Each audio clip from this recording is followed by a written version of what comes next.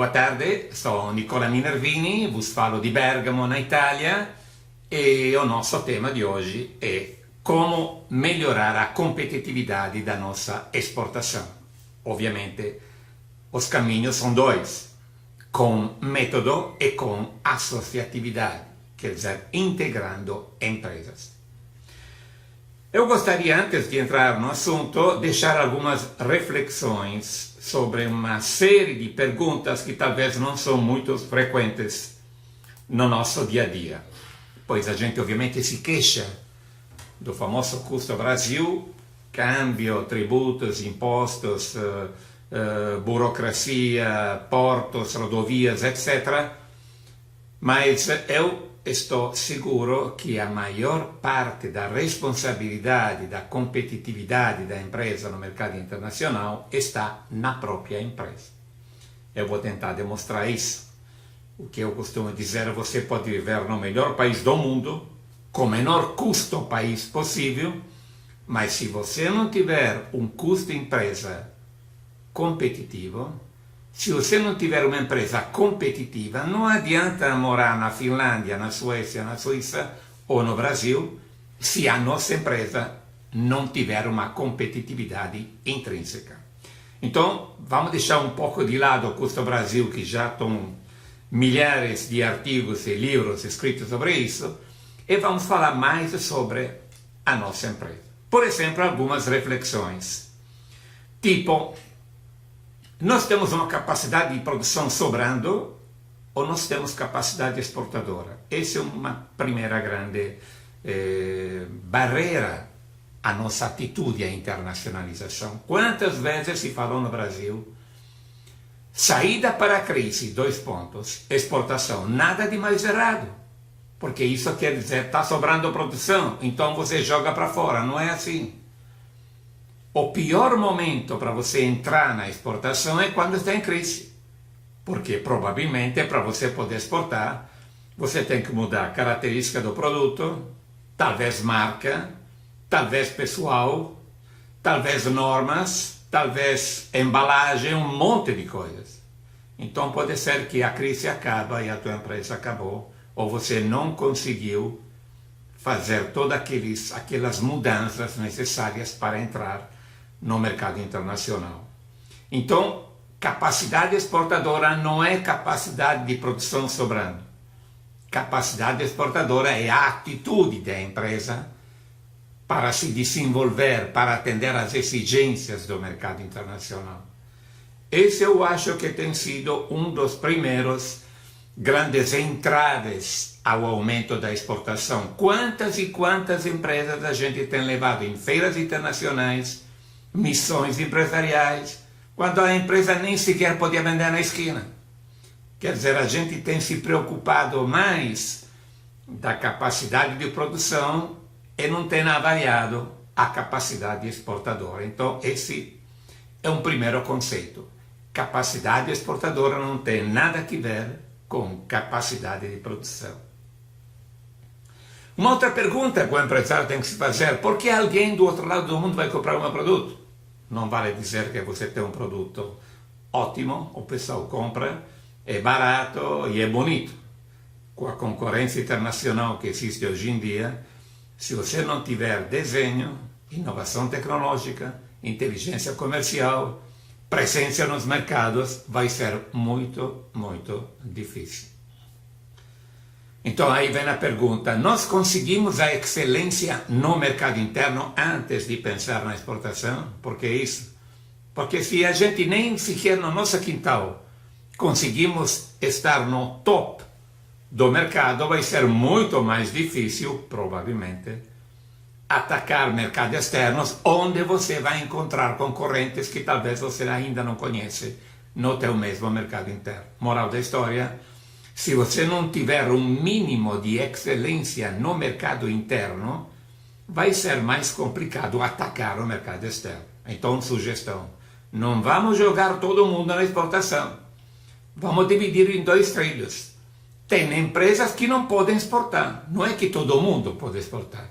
Tem empresas que precisam fazer um curso de melhoramento da competitividade, um curso e, obviamente, uma atuação na competitividade. As empresas que já no mercado interno alcançaram um nível, eu diria, decente, discreto, excelente, aí essa empresa você pode jogar lá fora, porque estão mais perto de atender às exigências do mercado internacional. Um exemplo muito simples que eu só costumo fazer. Se você produz camisas e você vende camisa em um armarinho da esquina, vai ser difícil você exportar a tua camisa, porque se você vende num armarinho, não vende no shopping center, sei lá, Iguatemi, por exemplo, em São Paulo, só para citar um nome, sem fazer publicidade de ninguém, obviamente vai ser complicado. Então a pergunta é, nós estamos conseguindo a excelência no mercado interno antes de pensar no mercado externo? Claro que tem empresas que, incluso, conseguem exportar e não conseguem vender na esquina, mas isso é uma rara exceção. Normalmente você tem que ter, como se diz, as costas reparadas, você tem que ter suporte suficiente no teu mercado interno, onde você tem o mesmo idioma, a mesma moeda, a mesma cultura, a mesma legislação, as mesmas normas, etc, etc, etc, antes de enfrentar o mercado internacional. E uma outra grande pergunta que muita empresa não se fez, por exemplo, a Nokia, que foi comprada pela Microsoft, por exemplo, a Panam, que não existe mais. A grande pergunta é, por quanto tempo mais existirá meu produto? Quando eu entro em algumas empresas, pergunto, faz quanto tempo que você não muda uma máquina? Faz quanto tempo que você não manda alguém para fazer um curso de atualização em tecnologia? Faz quanto tempo que você não visitou a maior feira internacional do teu setor? Tem gente que nunca visitou a maior feira internacional do seu próprio setor. Pergunta, como é que você pode estar atualizado se você de 0 a 10 está em 2, em 8 ou em 12, se você não se confronta com o mundo? Então aqui também um outro abre e fecha parênteses. A forma mais barata, mais prática, mais rápida para você se medir é visitar a feira número 1 do teu setor. Cuidado, visitar, não expor, porque tem muita gente que vai assim, em quarta marcha, como expositor em uma feira, sem ter visitado antes a feira, ou sem ter estudado antes a feira. E talvez essa empresa acaba indo na feira errada. Então, feira é um método fantástico, apesar do internet, etc., é um método fantástico para você se medir. Essas são algumas reflexões que eu deixaria para vocês. Então, um flash sobre o famoso custo Brasil, estradas esburacadas, rodovias, impostos, burocracia, a famosa gangorra do câmbio. Quantas empresas deixaram de exportar quando o câmbio não estava favorável, entre aspas, e depois tem empresas que iniciam a exportar ou tentam de voltar a exportar quando o câmbio está favorável. Pergunta, as empresas que deixaram de exportar esperando que houvesse uma mudança do câmbio, e agora que houve a mudança do câmbio, essas empresas voltam à exportação. Pergunta, o pessoal lá fora que tinha assumido o compromisso com os próprios compradores, será que ele ficou esperando para nós que o câmbio mudasse? Ou ele mudou de fornecedor, está comprando de chinês ou de outro? E aliás, eu lembro que tem até uma portaria que diz, uma portaria do MDIC, diz, poderá ser suspenso pelo prazo máximo de 2 anos o registro de exportador se praticar atos desabonadores no COMEX que possam prejudicar o conceito do Brasil no estrangeiro. Pergunta, alguém que deixou de exportar, deixando o importador lá fora vendo o navio, deixando o importador lá fora talvez pagar multas e penalidades por não entregar o produto prometido pelo exportador brasileiro, isso não é isso não é um desabono à imagem do país. E a gente não tem ideia de quanto vale a marca Made in Brasil. Também uma outra coisa que eu costumo dizer que um exportador é um embaixador de seu próprio país. Se a gente apronta algo lá fora, não é o João, o Nicola, o Mário, e o Brasil, e a Itália, e a Coreia, dependendo de onde a gente mora. Então, por isso que eu fico preocupado quando o pessoal diz, bom, basta que você tenha um número no tal do, acho que se chama Syscomex, para que você já está, digamos, apto para exportar. Nada disso. Nada disso. Até para você tirar carteira de motorista tem que fazer um cursinho. No Brasil tem um cursinho para tudo. Para batizado, crisma, noivado, qualquer coisa. Mas não tem curso para exportar. Então, eu chamaria, digamos assim, a atenção no sentido que exportação nós estamos colocando em questão, estamos arriscando a imagem do Made in Brasil, ou Made in, se eu estou na Itália, no Brasil, na Coreia, etc. Então o assunto da gangorra do câmbio, nós não podemos estar eternamente escravos do câmbio, para baixo e para cima, para baixo e para cima. Claro que o câmbio ajuda, claro que uma rodovia bem feita ajuda, claro que um porto que funciona tipo Rotterdam, Hong Kong ajuda, mas se você, empresa, não tiver atitude exportadora, não vai adiantar. Então que tal colocar primeiro ordem da nossa casa, com método, com associatividade, e depois eventualmente reclamar do bendito custo Brasil. Eu costumo chamar isso de efeito iceberg. Quando eu morava no Brasil, que fazia algumas palestras, digamos assim, batizei esse termo efeito iceberg. Por que iceberg? Porque constantemente a gente se queixa. Se você perguntar para 10 exportadores, para não exagerar, 8 vão se queixar da conjuntura, do custo Brasil, do câmbio, dos impostos, etc, etc, etc. Esse é a ponta do iceberg. Mas se você perguntar, deixa ver o teu design, você está visitando feiras, você está pensando em alianças, você está mudando a embalagem, você está qualificando o pessoal, etc, etc, etc. Quer dizer, a parte maior do iceberg. Esse que é a atitude competitiva. A parte de cima nós não podemos mudar, repito, eu já não moro no Brasil há 24 anos, mas antes de sair do Brasil já se falava de custo Brasil. Se passaram 24 anos, não mudou muito, então o assunto é que tal a gente arregaçar as mangas, vamos procurar mudar um pouquinho o que está ao nosso alcance, na nossa casa, no nosso layout, no nosso design, na nossa tecnologia. Se tivermos um empurrão, ótimo. Se não tivermos, pelo menos, em lugar de ir a 100 por hora, vamos a 80 por hora. Mas mínimo você tem que ter combustível para ir a 80 por hora. Traduzindo em português, você tem que ter uma competitividade intrínseca dentro da tua empresa. Agora, se a conjuntura externa ajudar, fantástico. Se o câmbio ajudasse, vocês imaginam países tipo nós, na Europa, 1 euro vale algo ao redor hoje em dia de 1,30, 1,25. No caso da Itália não é uma publicidade, mas é só uma informação. 2 anos atrás, a Itália, em produtos manufaturados, teve um superávit na balança comercial de 100 bilhões de euros.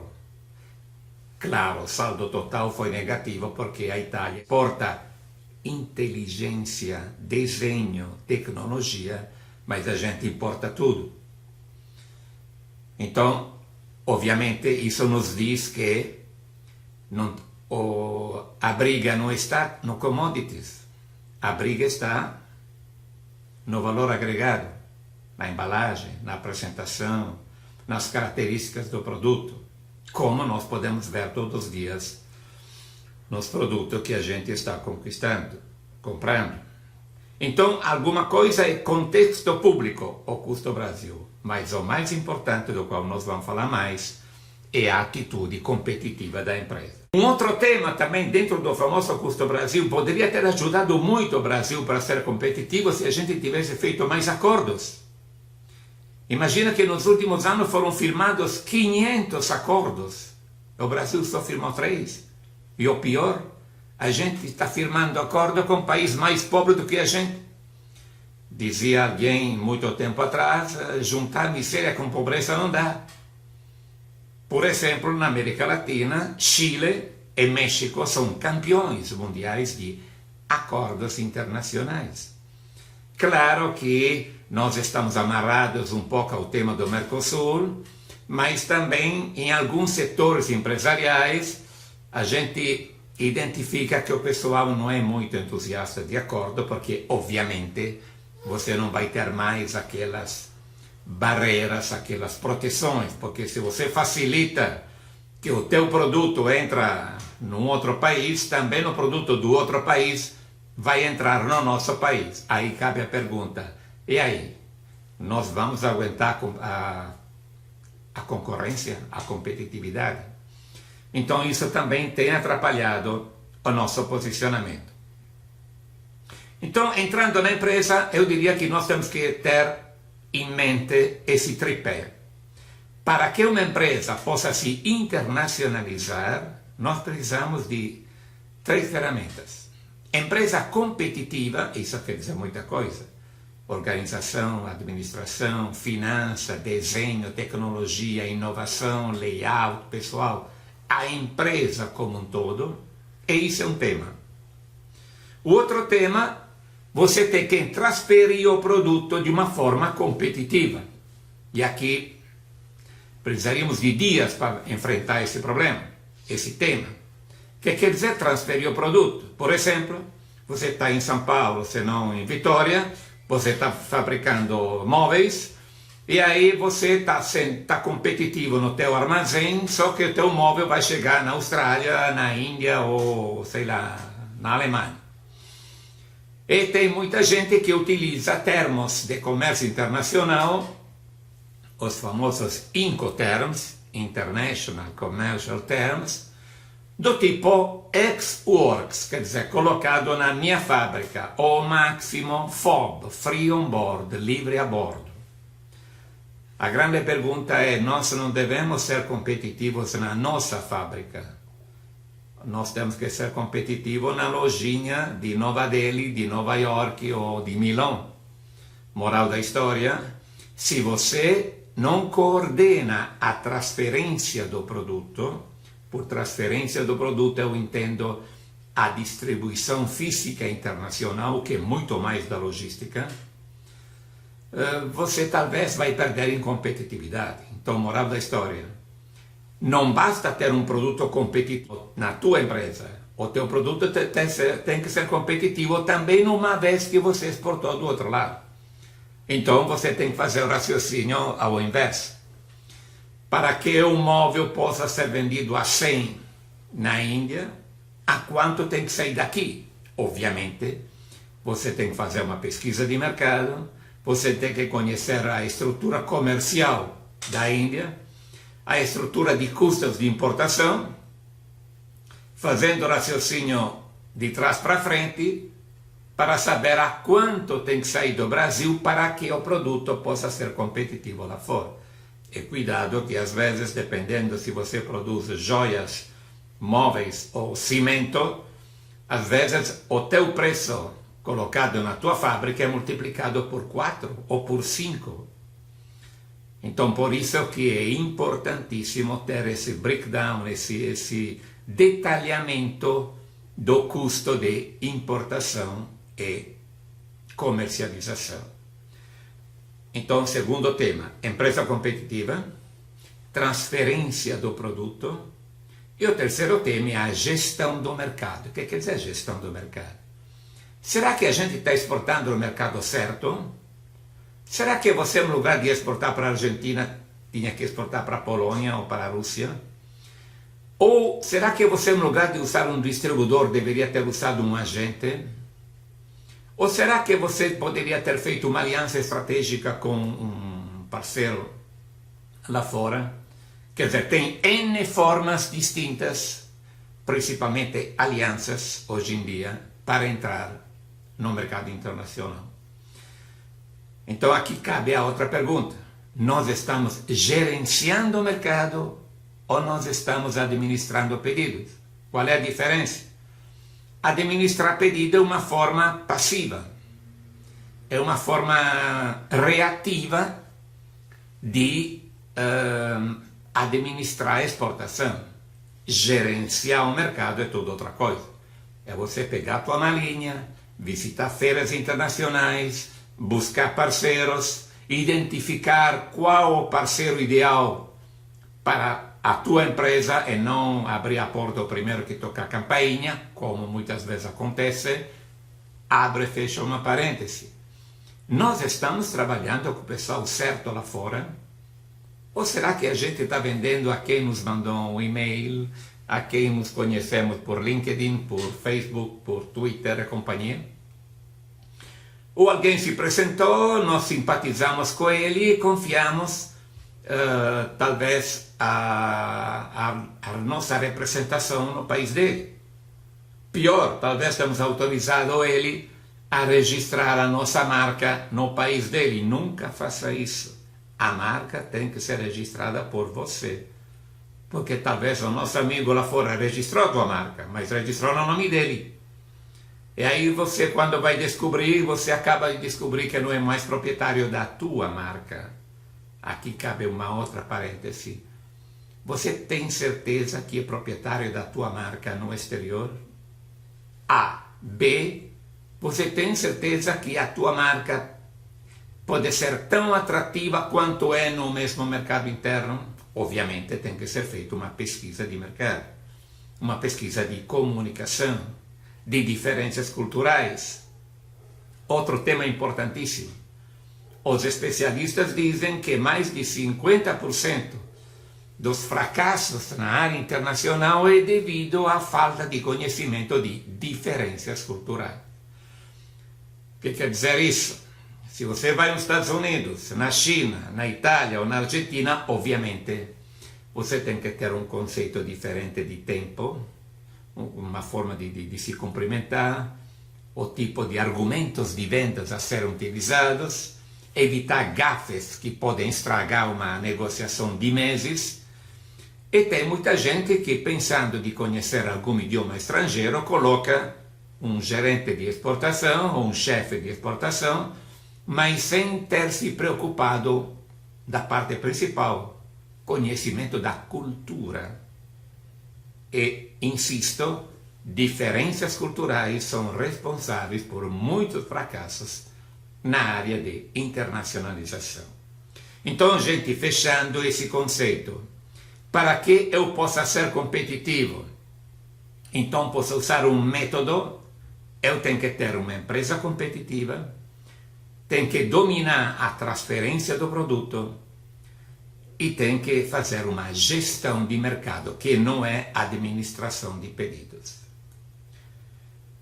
Existe uma série de áreas dentro da empresa nas quais nós podemos mexer. Eu tenho visitado N empresas quando eu visito o Brasil periodicamente. Na área de desenho, na área de produção, programação de produção, embalagem, tecnologia, promoção, administração da exportação, tem muita coisa, normalmente, para ser ajustada, para ser calibrado dentro da nossa empresa. O problema é que a gente acaba investindo todas as nossas energias em reclamar do que está fora da empresa, o tal do custo Brasil, e a gente às vezes esquece do custo empresa, que em alguns casos é mais importante do custo Brasil. Insisto no conceito. Você pode ter o melhor custo possível, mas se você não tiver um custo empresa competitivo, não vai adiantar. Então, continuando, antes de eu ir com o meu produto no mercado externo, também eu devo conhecer o tema das diferenças culturais, qual a percepção que o pessoal tem de mim exportador do meu país. Então, a percepção do Brasil é, como vocês sabem muito bem, infelizmente, nos últimos anos o Brasil estava, como se diz, a menina dos olhos de muitos investidores estrangeiros. Faz parte dos famosos BRICS, Brasil, Rússia, Índia, China. É o mesmo na Itália, eu diria uns 5 anos atrás, tinha dificuldade em fazer seminários sobre o Brasil. Depois o Brasil ficou em cima, no top do interesse mundial, aí era facílimo. Uma semana sim, a outra também se fazia seminário sobre o Brasil. E como vocês sabem, infelizmente, nos últimos tempos, eu diria no último ano e meio, o Brasil já aparece poucas vezes na imprensa internacional, a menos que eu não tenha alguma notícia não muito agradável, mas isso não se preocupe, isso é alguma coisa de universal. Na Itália acontece a mesma coisa. Então o Brasil era visto como um canteiro de obra, de Belém a Porto Alegre, mas também o Brasil é visto como um país extremamente protecionista. Aliás, em uma classificação de 133 países, o Brasil tem um honroso primeiro lugar como o país mais protecionista, apesar que a gente se queixa do protecionismo dos demais países. Não precisa ir longe. Os que de vocês conhecem a estrutura de custos de importação, vocês vão reparar que não é fácil para alguém que não mora no Brasil entender como é que se faz o preço de importação no Brasil. E eu diria simplesmente maquiavélica a forma de fazer. Aliás, vocês têm até um simulador de preço de importação. Eu, quando faço seminário seminário sobre o Brasil na Itália, e os empresários me perguntam, mas como é que eles chegam ao preço da importação? Eu costumo dizer, não é que seja difícil, é impossível entender como se faz preço de importação no Brasil para alguém que não mora lá, para alguém que não conhece a mecânica em termos de procedimento da importação. Obviamente isso é uma barreira. Então, isso para dizer que uma das imagens que existe do Brasil é que é um país extremamente complexo para importar. É claro que isso não é que seja insurmontável, não é que seja impossível, tanto que o Brasil importa bilhões de dólares, obviamente tem que ter a pessoa certa para que faça toda a parte administrativa da importação. Então, o Brasil, sobre 110 países pesquisados pelo Banco Mundial, e o que menos importa como percentagem do PIB. Eu tenho recebido vários testemunhos de gente que trabalha com o Brasil. Uma testemunha me diz, temos crescido muito em vários mercados graças à experiência brasileira. Isso é fantástico. Eu considero o Brasil a melhor escola de management a nível mundial. Tanto é verdade que muitas multinacionais enviam seus altos diretores no Brasil para gerenciar a filial brasileira. Se eles sobrevivem no Brasil, dá de goleada a qualquer um. Então não é por coincidência que o Brasil pode ser uma escola. Quem consegue gerenciar uma empresa no Brasil, com todos os altos e baixos, com todas as mudanças periódicas, diárias que existem no Brasil, realmente é uma tremenda de uma escola. Do outro lado, a outra cara da moeda é que existe uma alta mortalidade infantil das empresas. Se diz que mais ou menos 80% das empresas não conseguem chegar aos primeiros 5 anos de vida. E esse é o motivo para pensar em termos de associatividade. Quer dizer, pequena empresa, hoje em dia, em um mercado dominado por multinacionais de um lado e por asiáticos do outro, eu diria, não tem vida muito longa. Temos que, ou você tem que aumentar o tamanho da tua empresa, que é poético, para aumentar o tamanho da tua empresa você tem que jogar dinheiro nela, coisa que a gente não tem, ou você tem que se especializar em nichos de mercado, que também é uma solução poética, porque nicho de mercado quer dizer tecnologia, inovação tecnológica, design, etc. A única forma que pessoalmente vejo é integrar experiências, recursos. O problema é que nós, sendo latinos, temos particularmente três virtudes. Somos individualistas por natureza, desconfiados por vocação e temos uma visão de curto prazo. Queremos resultado para ontem, amanhã já está tarde. Obviamente, isso é completamente contrário ao conceito de internacionalização, que é uma atividade de médio-longo prazo. Então, gente, diria, para a pequena e média empresa, nós temos que pensar em termos, eu não estou falando de consórcio de exportação, que é outra coisa. Infelizmente, foi uma experiência muito negativa em muitos países da América Latina, porque tem se tentado de importar um modelo que funciona mais ou menos na Europa, mas Brasil é outro planeta. Tem outras condições.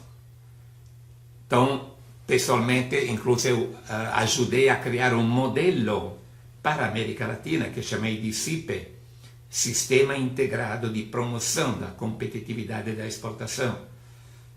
Mas, então, esse poderia ser uma forma para a pequena e média empresa, sobreviver até no mesmo mercado interno, porque você não precisa pensar em exportação para se internacionalizar. Hoje em dia você já está internacionalizado, mesmo vendendo na esquina, porque talvez na outra esquina tem um restaurante ou tem um armarinho chinês, ou de outro povo. Então, com a tal da globalização, necessariamente você não está mais brigando com o teu vizinho, você está começando a brigar com o mundo, apesar das grandes barreiras que existem no Brasil. Então, pequena empresa, para entrar no mercado internacional, eu pessoalmente vejo associatividade. Porém, 90% de todo esse assunto, nós temos que vencer a resistência inicial a pensar junto. Voltando aos testemunhos que eu recebo, outro testemunho, o outro falou, foi o melhor treinamento sobre a cultura internacional de fazer negócio. Sempre coligando o que eu falei antes, o Brasil é uma ótima escola. Então, para eles foi uma escola ter trabalhado no Brasil. Um outro falou, demoramos 10 anos para entender como funciona o país. Evidentemente, esse pessoal não fez uma pesquisa de mercado, não encontrou as pessoas certas para ajudar. É pessoal que acha que eu sou líder do mercado interno, então posso ser líder no outro país, nada disso. Você pode ser líder no teu país, vai no outro, fecha em 3 dias, porque é uma outra cultura, uma outra legislação, uma outra abordagem, etc, etc. Por isso, então, a importância da cultura e da adaptação da empresa. Então, método e associatividade. Associatividade é tentar de colocar junto esforços e integrar experiência. Você imagina um grupo de empresas que produz calçados. Um faz calçado para mulher, outro calçado para homem, o outro faz bolsas, o outro faz botas, quer dizer, produtos complementares. Mas talvez cada uma delas não tenha recursos suficientes para comprar máquinas, para ter um designer, um desenhador na própria empresa, para visitar feiras internacionais, para concentrar a compra de insumos, de matéria-prima, para contratar especialistas de fora, em conjunto, mantendo a própria autonomia, poderiam juntar esforços, poderiam criar um sistema de promoção da competitividade, cada um exporta individualmente. O grande problema é que muitas experiências fracassaram na América Latina porque se criaram consórcios, palavra com muito pouco ibope na América Latina, consórcios de vendas. Consórcio de venda quer dizer, você imagina, somos 10 fabricantes de autopeças, criamos uma 11ª empresa, cada um de nós vende ao consórcio, o consórcio vende lá fora. A grande pergunta é como é que nós vamos dividir custos e lucros. Teoricamente, a gente vai dizer que vamos dividir conforme cada empresa interferiu ou investiu no processo. Isso é teoricamente, mas na prática a gente vai brigar. Então, que tal eliminar o mal pela raiz? É um lugar de fazer de vendas, fazer de serviços. Serviço no sentido que pequena empresa necessita ter acesso a serviço que só grande empresa tem o luxo, entre aspas, de se permitir. Pesquisa de mercado, gerente de exportação, viagem no exterior, feiras internacionais, um website bonito e companhia. A soma de N empresas, pagando cada um igual uma certa parcela, poderia servir para criar um grupo de empresas. Essa é uma experiência que eu fiz no Brasil, no México, na Costa Rica. Existe até um programa do governo da Costa Rica para a criação de FIP.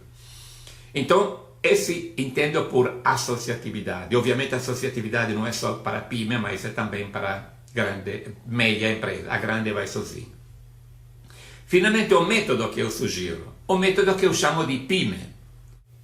PYME quer dizer promoção, informação, mercado e empresa. Um flash sobre essas 4 colunas da competitividade. Promoção, feiras internacionais, mas cuidado, não vai numa feira como expositor se você não conhece a feira como visitante, porque talvez acabe indo na feira errada.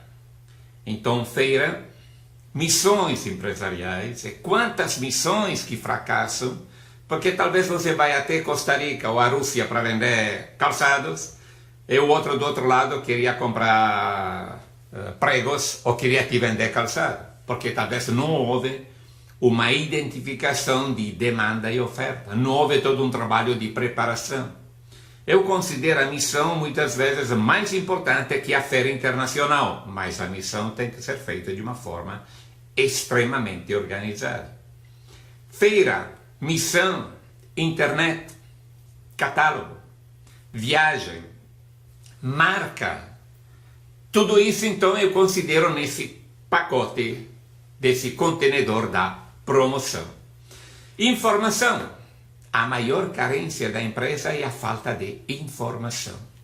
Informação sobre a legislação, informação sobre a concorrência, informação sobre o que está acontecendo no mercado internacional, cenários internacionais, informações sobre custos.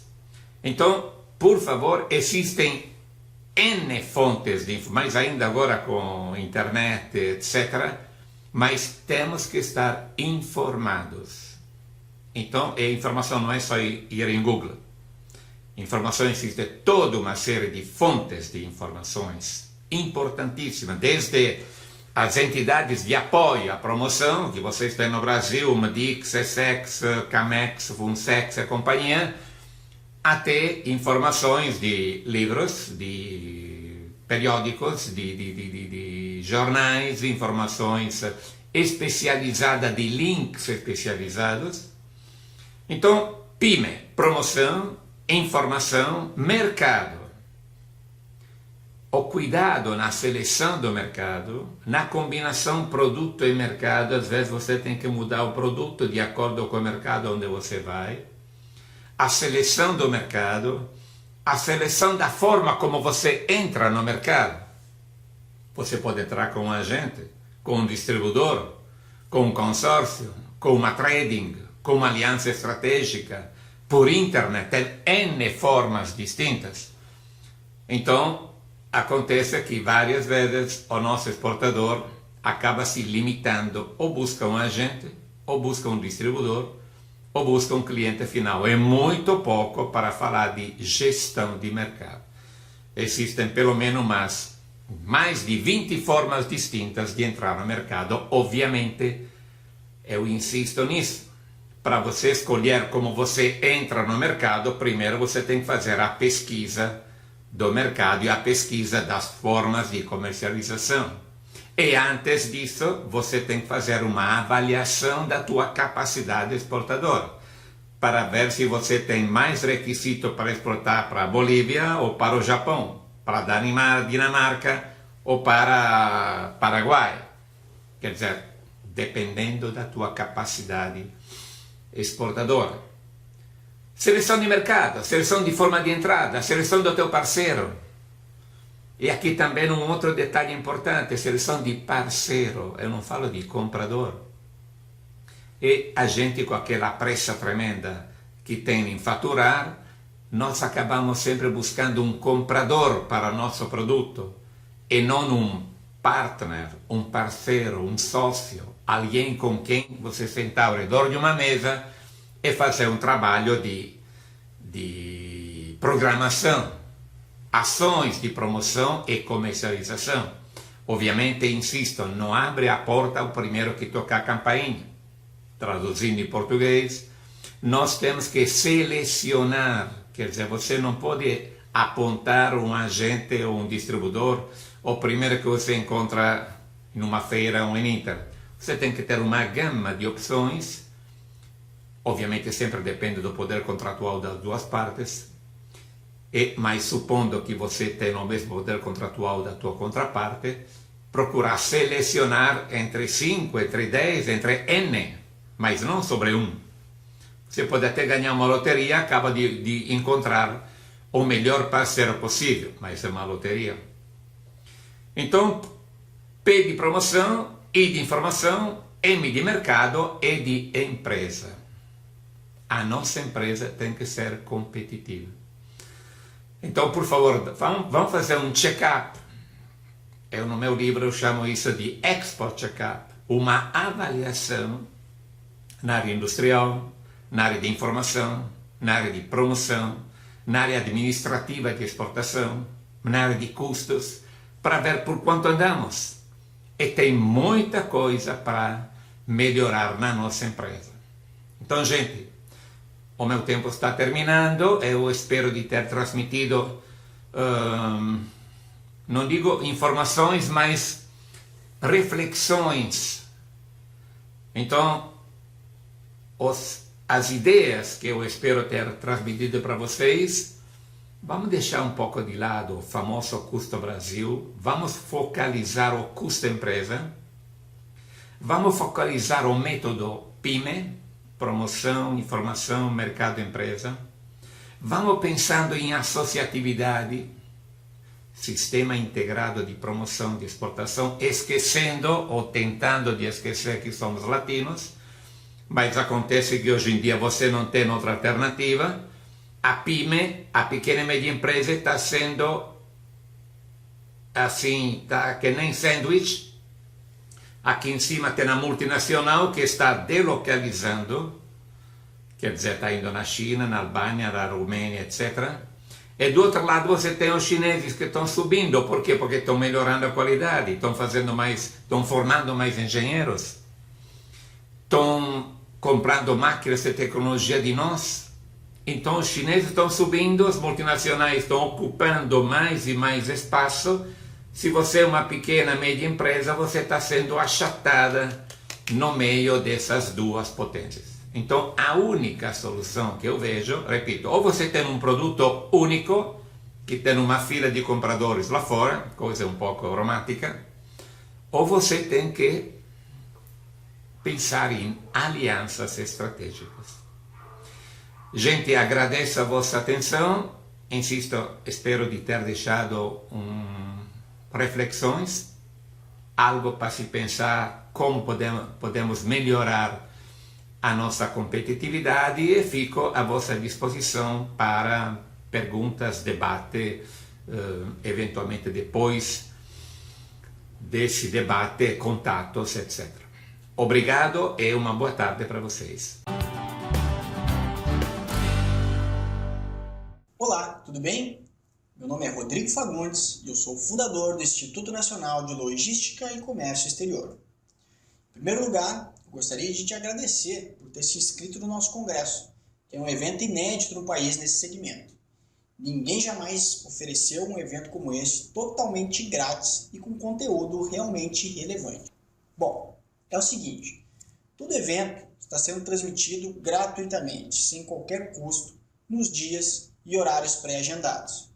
Mas se você não conseguir assistir as palestras nos dias agendados, ou se você quiser rever algum conteúdo ou ter acesso às apresentações, PowerPoint, PDF, imagens, enfim, aquilo que for utilizado pelo palestrante, você precisa se tornar nosso assinante ouro. O que isso significa?